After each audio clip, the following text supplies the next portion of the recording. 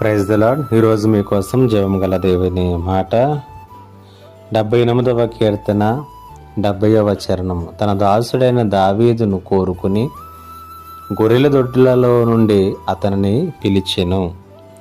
దేవునికి సంపూర్ణంగా సమర్పించుకున్నటువంటి వ్యక్తుల ఎడల దేవుడు ఎన్నో గొప్ప ఉద్దేశాలను ప్రణాళికలను కలిగి ఉంటాడు. వారితో ఎల్లప్పుడూ నడుస్తూ వారిని నడిపిస్తూ ఉంటాడు. అందుకు దావీదు యొక్క జీవితము బైబిల్ గ్రంథంలో ఒక గొప్ప ఉదాహరణ.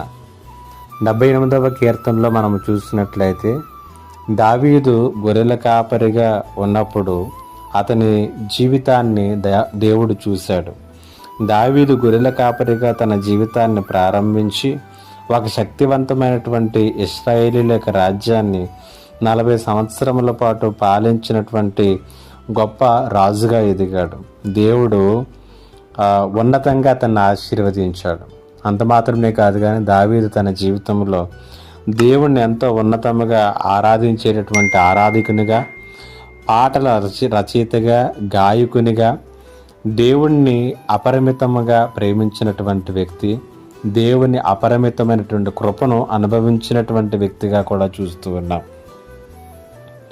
దావీదుతో దేవుడు అతని భయాలలో, నిరాశలలో, వాటమిలో, ఒంటరితనంలో, లోయ అనుభవాలలో తోడుగా ఉండటాన్ని కూడా మనము అనేకమైనటువంటి కీర్తనలోనూ అనేకమైనటువంటి సందర్భాలలోనూ మనము చూడగలుగుతూ ఉంటాం. వీటన్నిటికీ కూడా ఒకే ఒక్క కారణం ఏంటంటే సంపూర్ణమైనటువంటి సమర్పణ.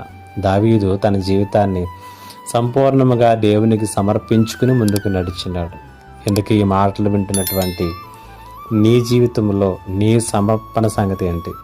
నీ సమర్పణ గురించి ఆలోచన చేస్తున్నప్పుడు, దావీదు సమర్పణ జీవితం వెలుగులో పరిశీలన చేసుకుంటున్నప్పుడు ఎలాగునా దేవునికి మనం సమర్పించుకున్నటువంటి ఆనవాళ్ళు మనలో మనము కనుగొనగలుగుతున్నాం. దేవునికి సంపూర్ణంగా సమర్పించుకుంటే ఆ జీవితము గొప్ప జీవితంగా ఉంటుంది. అద్భుతంగా దేవుని హస్తాలలో మలచబడుతుంది. ఆ రీతిగా దేవుడు నీ జీవితాన్ని మలుచునుగాక.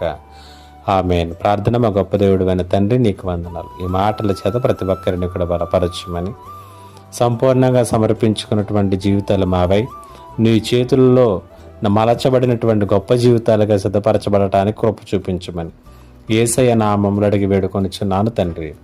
ఆమేన్.